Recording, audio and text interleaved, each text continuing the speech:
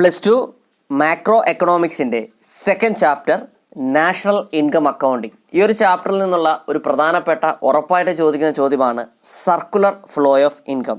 എന്താണ് വരുമാനത്തിൻ്റെ ചാക്രിക പ്രവാഹം എന്ന് പഠിച്ചിരിക്കേണ്ടതാണ്. അത് ഡയഗ്രമാറ്റിക്കലി എക്സ്പ്ലെയിൻ ചെയ്യാൻ ചോദിക്കുന്നതാണ്. അപ്പോൾ വളരെ സിമ്പിളാണ്, ഈ ഒരു മാർക്ക് നമുക്ക് ഉറപ്പിക്കാവുന്നതാണ്.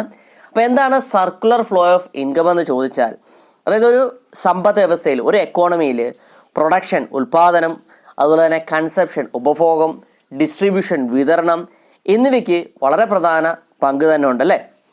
അപ്പോൾ ഇവിടെ ഈ സമ്പദ് വ്യവസ്ഥയിലെ വിവിധ മേഖലകൾ തമ്മിലുള്ള പരസ്പര ബന്ധത്തിൻ്റെയും പരസ്പര ആശ്രയത്തിൻ്റെയും ഒരു ചിത്രരൂപമാണ് വരുമാനത്തിൻ്റെ ചാക്രിക പ്രവാഹം എന്ന് പറയുന്നത്. അതായത് സർക്കുലർ ഫ്ലോ ഓഫ് ഇൻകം എന്ന് പറയുന്നത് എന്താണ്? സമ്പദ് വ്യവസ്ഥയിലെ വിവിധ മേഖലകൾ തമ്മിലുള്ള പരസ്പര ബന്ധത്തിൻ്റെയും പരസ്പര ആശ്രയത്തിൻ്റെയും ഒരു ചിത്രരൂപമാണ് എന്ത്? സർക്കുലർ ഫ്ലോ ഓഫ് ഇൻകം എന്ന് പറയുന്നത്. സിമ്പിൾ എക്കോണമിയിൽ, അതായത് ലളിത സമ്പദ് വ്യവസ്ഥയിലെ വരുമാനത്തിന്റെ ചാക്രിക പ്രവാഹം ചില സങ്കല്പങ്ങളെ അടിസ്ഥാനമാക്കിയിട്ടുള്ളതാണ്, ചില അസംഷൻസിനെ ബേസ് ചെയ്തിട്ടുള്ളതാണ്. അപ്പൊ എന്തൊക്കെയാണെന്ന് നോക്കാം. ഇപ്പൊ ഇവിടുത്തെ ഡയഗ്രാം ഉണ്ട്. ഡയഗ്രാം വരച്ചാണ് നമ്മൾ പരീക്ഷയ്ക്ക് എഴുതേണ്ടത്. വളരെ സിമ്പിളായിട്ട് തന്നെ ഡയഗ്രാം വരച്ച് തന്നെ നമുക്ക് എഴുതാവുന്നതേ ഉള്ളൂ. 2 സെക്ടർ എക്കോണമിയാണുള്ളത് അല്ലേ, അതായത് ദ്വിമേഖല സമ്പദ് വ്യവസ്ഥ.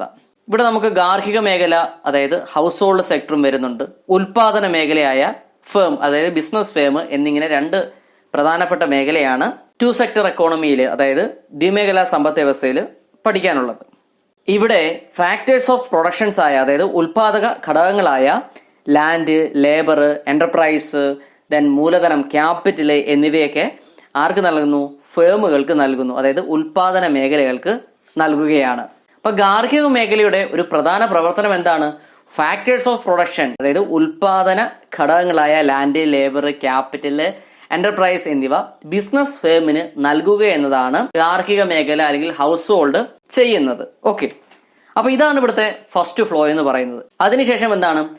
ഇത്തരത്തിൽ ലഭിക്കുന്ന ലാൻഡ്, ലേബർ, അതുപോലെ എന്റർപ്രൈസ്, ക്യാപിറ്റൽ ഇവ ഉപയോഗിച്ച് ഉൽപാദനം നടത്തുന്നത് ആരാണ്? ബിസിനസ് ഫേമുകളാണ് ഉൽപാദനങ്ങൾ നടത്തുന്നത് അല്ലെ. അതായത് ഉൽപാദന മേഖലയാണ് ഉൽപാദനങ്ങൾ നടത്തുന്നത്. അപ്പൊ ബിസിനസ് ഫേമിന് ലഭ്യമായിട്ടുള്ള ഘടകങ്ങൾ, ഫാക്ടേഴ്സ് ഉപയോഗിച്ച് അവർ ഉൽപാദനം നടത്തുകയും ഇവിടെ ഹൗസ് ഹോൾഡിൽ നിന്നും ലഭ്യമായിട്ടുള്ള ലാൻഡിന് എന്ത് കൊടുക്കണം?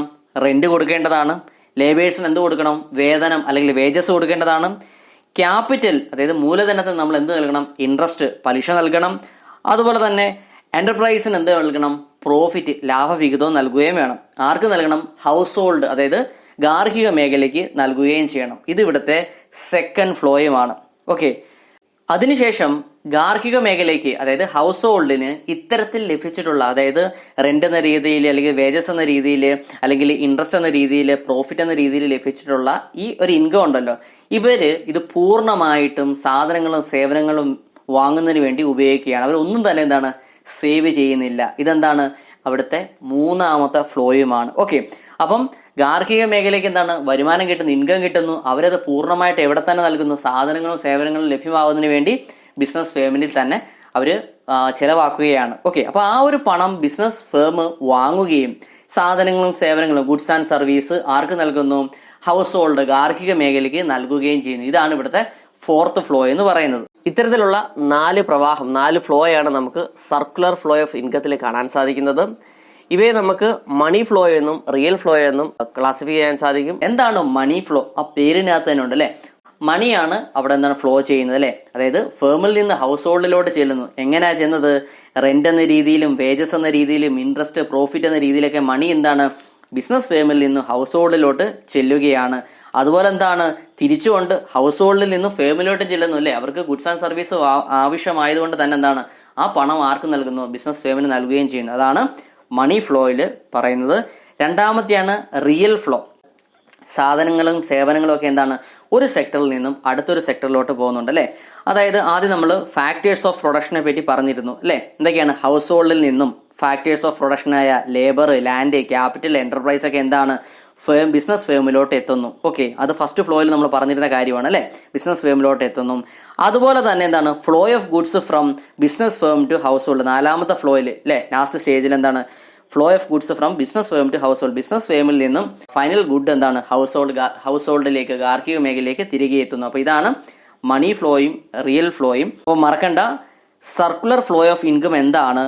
സമ്പദ് വ്യവസ്ഥയിലെ വിവിധ മേഖലകൾ തമ്മിലുള്ള പരസ്പര ബന്ധത്തിന്റെയും പരസ്പര ആശ്രയത്തിന്റെയും ഒരു ചിത്ര രൂപത്തെയാണ് എന്ത് പറയുന്നത്? Circular flow of income.